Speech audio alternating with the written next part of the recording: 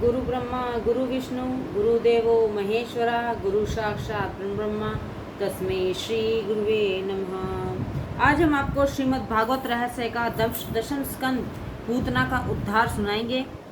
पूतना का उद्धार। अब पूतना वध की बात आ रही है। योग माया ने आकाशवाणी द्वारा कंस से कहा, तेरे काल का जन्म हो चुका है। तो कंस घबरा गया। उसने तुरंत जन्मे हुए सभी बच्चों की हत्या करने का आदेश दिया और इसी हेतु से उसने पूतना को गोकुल की ओर भेज दिया। वह चतुर्दशी की सुबह गोकुल आई। पूत का अर्थ है पवित्र, तो पूत नहीं, वह तो पूतना सज धज कर सुंदरी का रूप लेकर गोकुल आई। 3 वर्ष की आयु तक बालक शिशु कहा जाता है। इस शिशु को मारने के लिए पूतना आई है। जब पूतना आई उस समय गोकुल की गाय वन में चरने गई थी और नंद जी मथुरा गए हुए थे। पूतना श्रृंगार करके आई। पूतना का स्वरूप देखकर यशोदा आदि धोखे में आ गई। फलतः उसको किसी ने नहीं रोका। वह सीधी नंद बाबा के घर में घुस गई। पूतना को देखते ही कन्हैया ने आंखें मूंद ली। पूतना ने उसको अपनी गोद में ले लिया। पूतना ऊपर से तो बड़ा अच्छा व्यवहार कर रही थी, किंतु उसके हृदय में कुटिलता का विष भरा हुआ था। पूतना ने अपने सतनों पर भी विष लगाया था। पूतना ने लाला को गोद में लेकर बिठाकर उसके मुख में अपना विष से सना हुआ सतन दे दिया। कन्हैया ने तो दूध पीना शुरू कर दिया और उसने इस प्रकार दूध पीना शुरू किया कि पूतना वेदना दर्द में से भरी कंदन करने लगी, किंतु कन्हैया तो दूध पीता ही रहा और पूतना धीरे धीरे निष्प्राण हो गई। सौंदर्य को देखकर मनुष्य मात्र मुग्ध हो जाता है और देह भान भूल जाता है। सभी विद्रवासी भी पूतना के बनाव श्रृंगार पर मोहित हो गए थे और उसको किसी ने रोका नहीं था। किसी के ब्रह्म रूप रंग मानव श्रृंगार से मोहित होना नहीं चाहिए। जो बाहर से सुंदर हो वह अंदर से भी सुंदर ही होगा, ऐसा मान लेना मूर्खता है। पूतना दुष्ट थी, फिर भी ब्रजवासी उसके रूप रंग के कारण धोखा खा गए। वासना रूपी पूतना से कभी आंखें न मिलाना। आंखों को ईश्वर से ही लगाए रहोगे तो वासना तुम्हारे हृदय में कभी ना आ पाएगी। पूतना को किसी ने रोका तो वह अंदर आ गई, न रोका तो वह अंदर आ गई। जब वह अंदर आ गई तो कन्हैया ने आंखें मूंद ली। पूतना को देखते ही कन्हैया ने अपनी आंखें क्यों मूंद ली? वहाँ ममताओं ने कई कारण बताए हैं इसके। पूतना नारी थी, नारी अवध मानी गई है। पूतना को देखकर भगवान सोचते हैं इसे मरना तो पड़ेगा ही। स्त्री की हत्या करते हुए उन्हें संकोच हो रहा था, सो उन्होंने आंखें मूंद ली। सामने कोई पुरुष हो और वीरता दिखानी हो तो कोई बात नहीं, किंतु किसी स्त्री को मारने में कौन सी वीरता है? तो एक महात्मा को कारण जचता नहीं है। वे सोचते हैं कि पूतना नारी तो थी, किंतु वह राक्षसी थी। उसने कई बच्चों की हत्याएं की थी और यहाँ भी कन्हैया की हत्या के हेतु ही आई थी। भगवान ने आंखें मूंदने के कारण आंखें मिलाएंगे तो उसको ज्ञान प्राप्त हो जाएगा। वह ज्ञान जान जाएगी कि यह तो ईश्वर है। मेरे ईश्वर तत्व का उसे ज्ञान हो जाने पर मैं जो लीला करना चाहता हूँ वह कर नहीं पाऊंगा। ऐश्वर्य का ज्ञान लीला में बाधा रूप है।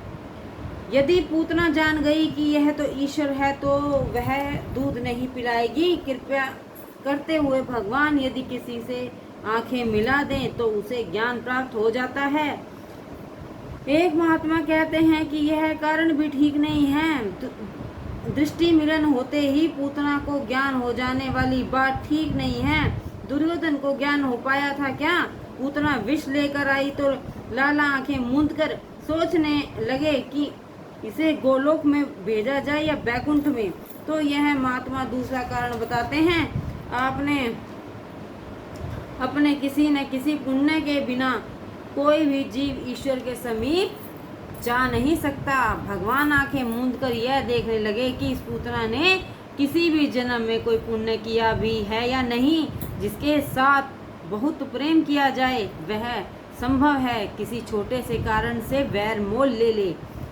एक महात्मा बताते हैं, कन्हैया सोच रहा था कि उसने तो माना था कि गोकुल के लोग उसे माखन मिश्री खिलाएंगे, किंतु यह तो लोग माखन मिश्री खिलाने के बदले विष पिलाना चाहते हैं। और डर के मारे उसने आंखें बंद कर ली। तो दूसरे महात्मा पूछते हैं, परमात्मा भी कभी डर सकते हैं क्या? कन्हैया ने सोचा कि विष पीने की शिवजी की आदत है, मुझे तो विष पसंद ही नहीं है। उसने आंखें बंद करके भगवान शंकर की से प्रार्थना की कि आप विष पीने को पधारे, मैं तो दूध ही पीऊंगा। भगवान शिव का ध्यान धरने के हेतु कन्हैया ने आंखें मूंद ली थी। कन्हैया आंखें बंद करके शिवजी को याद करके विष पीने के लिए बुला रहा है, शिव तत्व का आवाहन कर रहा है। जब किसी देव को याद करना और बुलाना होता है तो आंखें बंद करके ही उसका ध्यान करना पड़ता है। एक अन्य महात्मा कहते हैं, मुझे यह कारण योग्य नहीं लगता। क्या कृष्ण विष को पचा नहीं सकते? वे तो काल के भी काल हैं। कृष्ण आंखें बंद कर लेने का कारण और ही है। उनकी आंखों में सूर्य और चंद्र का वास है।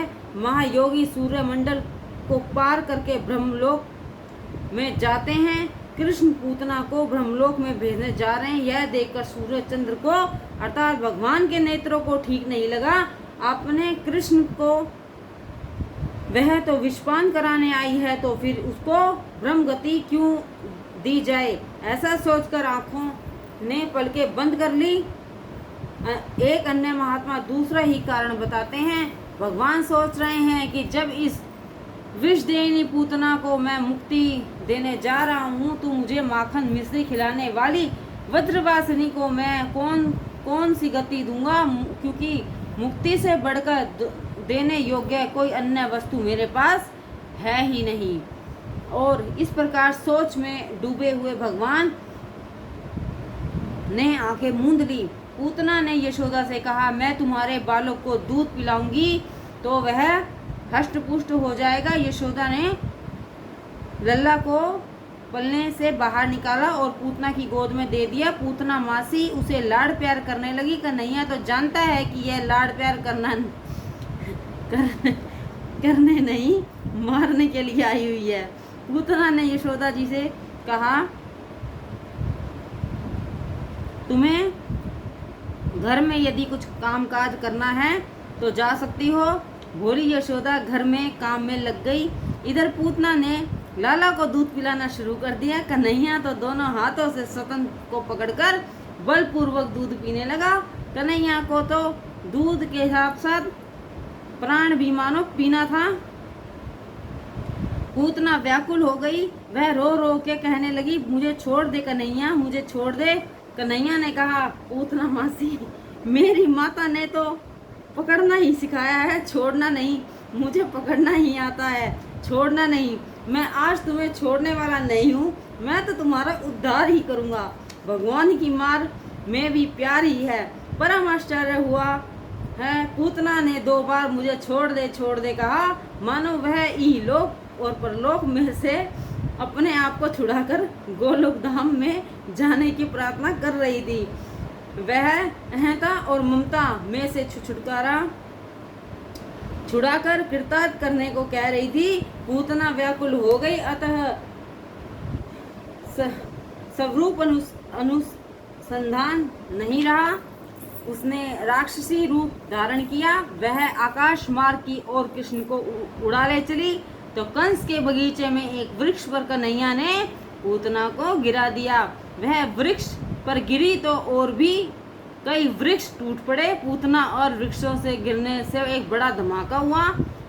अविद्या के कारण क्षण विकार उत्पन्न होते हैं। राक्षसी के वक्षस्थल पर कन्हैया विराजमान था। धमाका सुनकर गोपियां दौड़ती हुई यशोदा को कोसने लगी। हमने कितनी मिन्नतें मानी थी, तभी तुम्हें पुत्र हुआ और तुम्हें तो उसकी कोई कदर कीमत ही नहीं है। यशोदा ने गोपियों को उल्हाना सुनकर आंखें नीची कर ली। उन्होंने कहा, यह मेरा पहला ही बालक है, मुझे बालक के लालन पालन का अनुभव नहीं है, सो भूल हो जाती है। अब आपका कहना मानूंगी। गोपियों ने कहा, किसी अनजानी पराई स्त्री को अपना बालक कभी नहीं देना चाहिए। होना था सो हो गया। अब हम घर लौटे और कन्हैया की नज़र उतारें। लाला को गायें बड़ी प्यारी हैं। एक गंगी नाम की गाय तो लल्ला की झांकी पाए बिना कभी पानी तक नहीं पीती थी, घास भी नहीं खाती थी। जब बालक उसे मनाते हुए थक जाते तो यशोदा के पास आते और कहते, माताजी गौशाला में कन्हैया को ले जाना है। लल्ला के दर्शन होने के बाद गंगी घास खा लेती है और पानी पी लेती है। गोपियाँ लाला को लेकर गौशाला में आई और गंगी की पूंछ हाथ में लेकर लल्ला के शरीर पर, सिर पर, पांव तक 3 बार फहरा दी। मेरे लल्ला को यदि किसी की नज़र लगी हो तो इस गंगी की पूंछ में चली जाए। गोपियाँ तो मानो प्रेम की ध्वजा हैं। अपने कन्हैया को यदि कुछ होना है तो वह उसे नहीं, हम ही को हो जाए। इनका प्रेम विशुद्ध है। लल्ला को राक्षसी का स्पर्श हुआ, वह ठीक नहीं हुआ।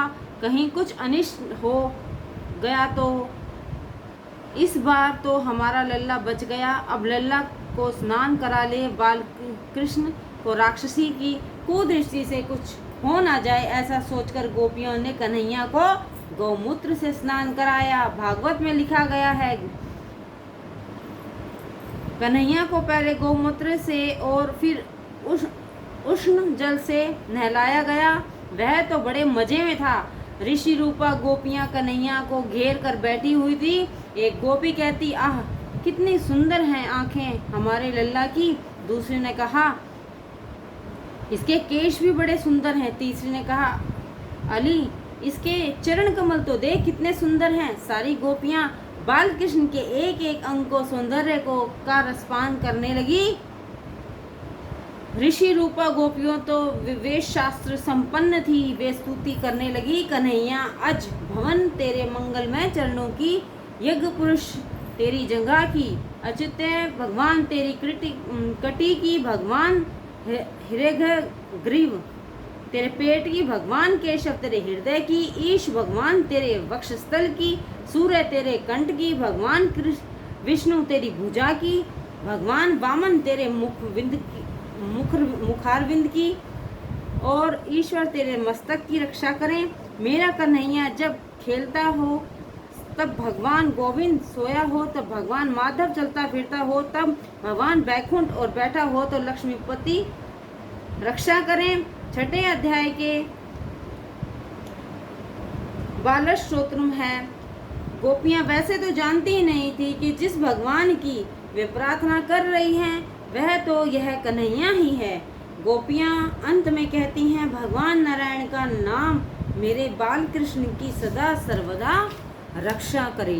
गोपियां बाल कृष्ण को थपथपाती हैं हुई प्रार्थना कर रही हैं। वे यशोदा से कहती हैं, इसे दूध पिलाओ, यदि यह ठीक तरह से दूध पिएगा तो हम मानेंगी। अब यह डर नहीं रहा है।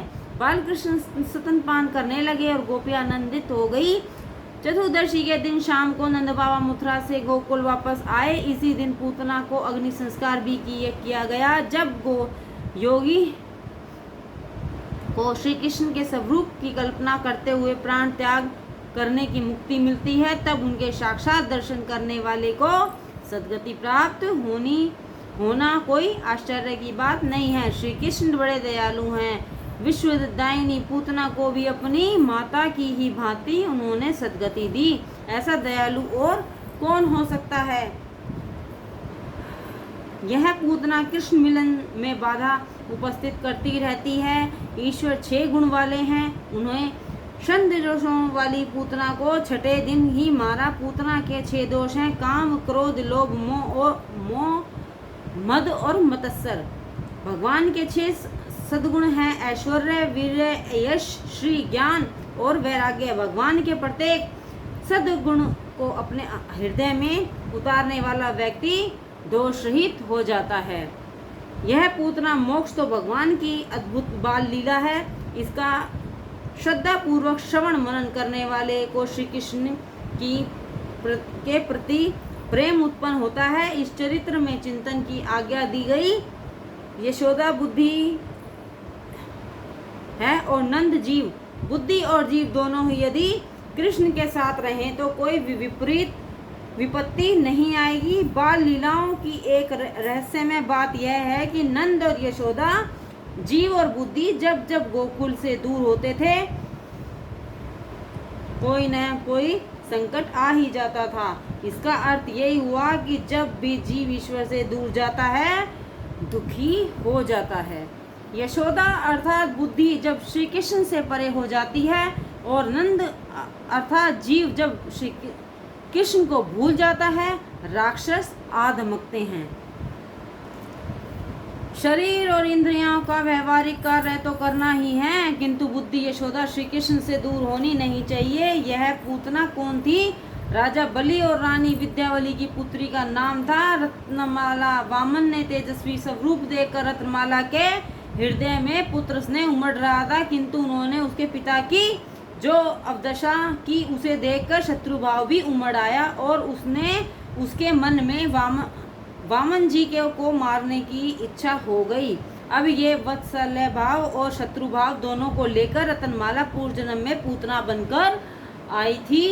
श्री कृष्ण की लीला निरोध लीला है। जिसके मन में निरोध होता है उसे मुक्ति मिलती है। जब तक मन में वासना और विरोध होगा तब तक निरोध नहीं हो पाएगा। जब तक किसी भी वस्तु में सूक्ष्म वासना भी रह रही होगी, मन का निरोध नहीं होगा और फलतः मुक्ति भी नहीं मिलेगी। शकट भजन। सुखदेव जी वर्णन करते हैं, राजन श्री कृष्ण ने जब शटासुर का वध किया तब उनकी आयु 108 दिन की थी। कृष्ण के दर्शन किए बिना गोपियों को चैन नहीं आता था। वे प्रातःकाल ही कन्हैया का दर्शन करने आ जाती थी। यशोदा जी के पास बड़े सवेरे गोपियां आ गई तो उन्होंने कहा, अरे बाबरी सखियों क्यों मेरे लल्ला को देख बिना तुम्हें जान नहीं आता है? वह तो सोया हुआ है, इतनी जल्दी क्यों आ गई हो तुम? सब उसे देखना हो तो देख लो, किंतु वहाँ पर जोरों से बातें मत करना, नहीं तो वह जाग जाएगा।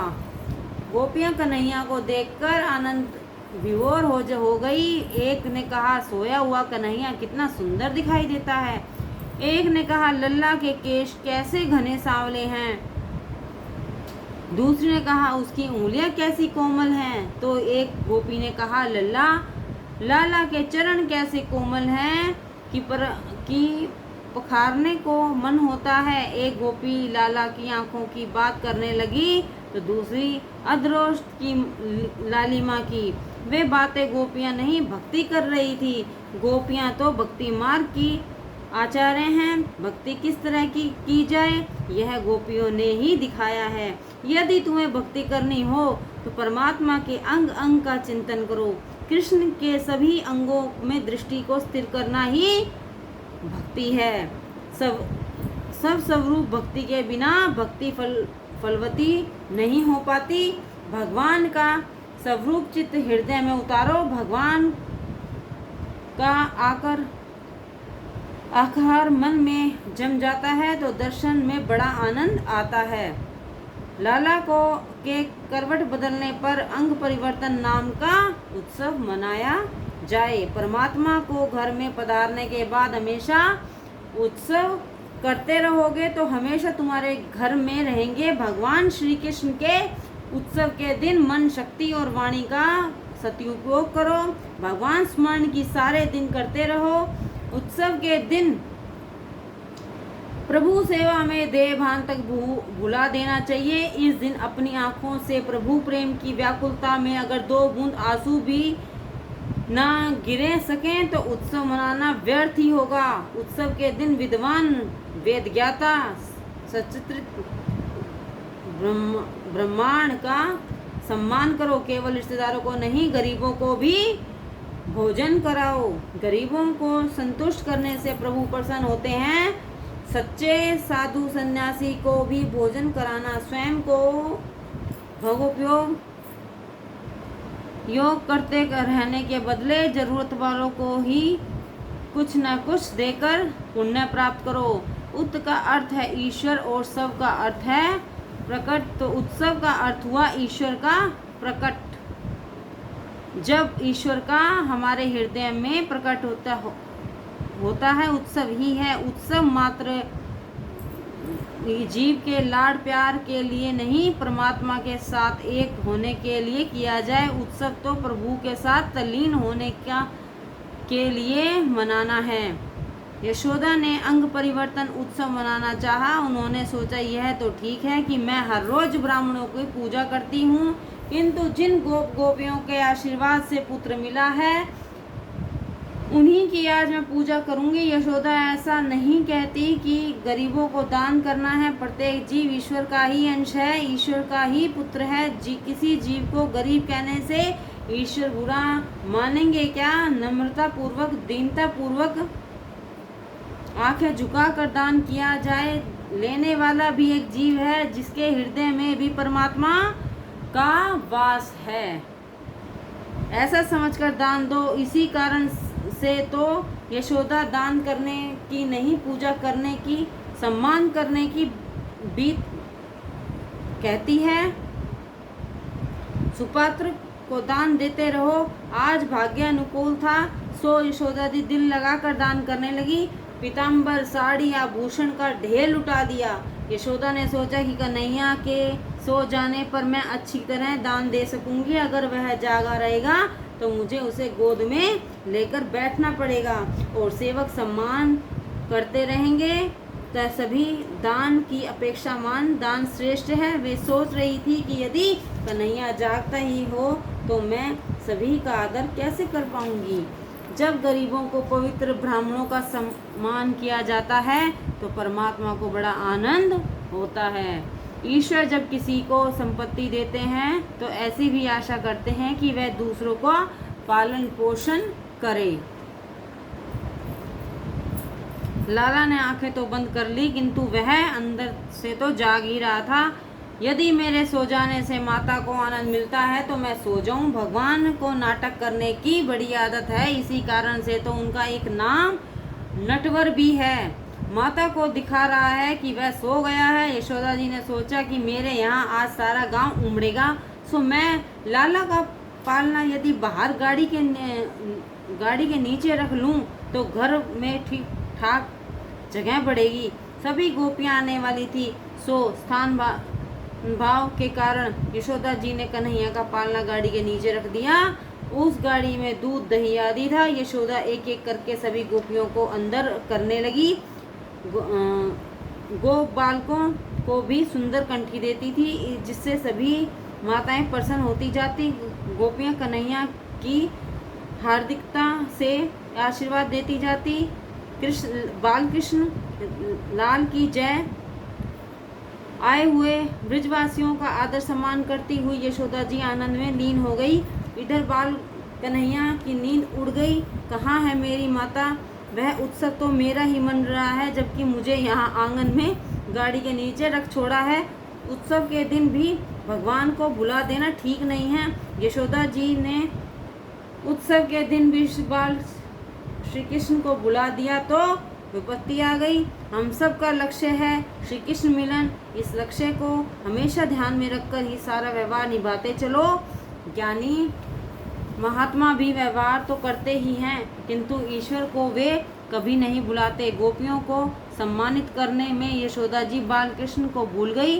प्रभु सेवा का कोई अंत ही नहीं है। देह विलय होने पर ही सेवा की समाप्ति होती है। सत्कर्म करने में तो हमेशा असंतुष्ट ही रहो। जीते जी सेवा की समाप्ति करने वाला व्यक्ति सच्चा वैष्णव नहीं है। गोपियों का सम्मान करने में यशोदा जी ने लल्ला को बुला दिया तो उसे बुरा लगा। लल्ला ने मजाक करने की सोची, वह रोने लगा, किंतु माता को सुनाई ही नहीं देता था। वह हाथ पांव हिलाता हुआ रोने लगा। रोते रोते उसने देखा कि गाड़ी पर पूतना का भाई शक्टासुर आ बैठा है। शक्टासुर अपनी बहन पूतना की मृत्यु का बदला लेने के लिए आया था। कृष्ण ने सोच लिया कि यह शक्टासुर भी कंस की कठपुतली ही है। लाला ने जोर से गाड़ी का एक लात लगा दी तो गाड़ी उलट गई। दूध दही आदि सब कुछ जमीन पर बिखर गया और शक्टासुर भी गाड़ी के नीचे दबकर मर गया। गाड़ी उलट गई तो बड़ा धमाका हुआ। सभी दौड़े हुए आए बालकों ने बताया कि लाला की लात ने इस गाड़ी को उलट दिया है। अब आता है तृणावर्त वध का प्रसंग। किसी एक दिवस यशोदा जी श्री कृष्ण को अपनी गोद में बिठाकर दुलारा रही थी। उस समय तृणावर्त को मारने के लिए भगवान ने अपना वजन बढ़ा दिया। यशोदा जी बाहर को न सह सकी तो कन्हैया को जमीन पर बिठा दिया और घर में काम में जुट गई। तृणावर्त बवंडर का रूप लेकर आया और बाल कृष्ण का हरण करके आकाश में उड़ चला। भगवान ने अपना वजन बढ़ा दिया और उन्होंने तृणावर्त को पकड़ा। तृणावर्त ने प्राण पखेरु उड़ गए। रजोगुण का चक्कर ही तृणावर्त है। काम और क्रोध है रजोगुण के पुत्र। रजोगुण मन में आया नहीं कि मन चंचल हो जाता है। तृणावर्त रूपी आंधी मन में आते ही मन वह चंचल हो जाता है। बुद्धि जब ईश्वर के विमुख हो जाती है तो तृणावर्त रजोगुण मन में घुस जाता है और उसे चंचल बना देता है। कई महान ऋषि भी गायों का अवतार लेकर गोकुल में आ बसे। एक छोटा सा बछड़ा था, वह भी छोटा था और कन्हैया भी छोटा ही था। कृष्ण उसे अपना दोस्त मानते थे। वह बछड़ा हमा हमा करता था तो लाला बोलता था मैया मैया। कन्हैया इस बछड़े से अलग होता ही नहीं था। गाय भी अनादेश में बछड़े को भूलकर कन्हैया को चाटने लगती। यशोदा जी को विश्वास होने लगा कि गायों की सेवा की, जिसके फलस्वरूप उनके आशीष से हमें पुत्र मिला है। जो गायों की सेवा करेगा उसे अवश्य ही पुत्र मिलेगा। कन्हैया तो उन गायों और बछड़ों के साथ ही खेलता रहता था। वह गायों के पूंछ पकड़कर खड़ा होने की कोशिश करने लगा। माता कहती थी, अरे कान्हा बड़ा शरारती है तू, ये गाय तो तुझे मारेंगी। कन्हैया एक और नाम कायम हो गया। एक बार यशोदा जी लल्ला को स्तनपान करा रही थी। उसका सुंदर मुख निहार रही थी। माता का प्रेम देखकर कन्हैया जोर से दूध पीने लगा। बालक यदि दूध बहुत पी जाए तो माता को चिंता होने लगती है कि वह कहीं बीमार ना हो जाए। अपना लाडला कन्हैया के अत्यधिक दुग्धपान से यशोदा चिंता करने लगी। इतने में कन्हैया ने जमाई लेने के लिए मुंह खोला और यशोदा जी को समस्त ब्रह्मांड का दर्शन कराया। कन्हैया माता से कहता है, तू अकेले मुझे नहीं अनंत जीवों का दूध पिला रही, समस्त ब्रह्मांड को तो तू दूध पान करा रही है। जय श्री कृष्ण।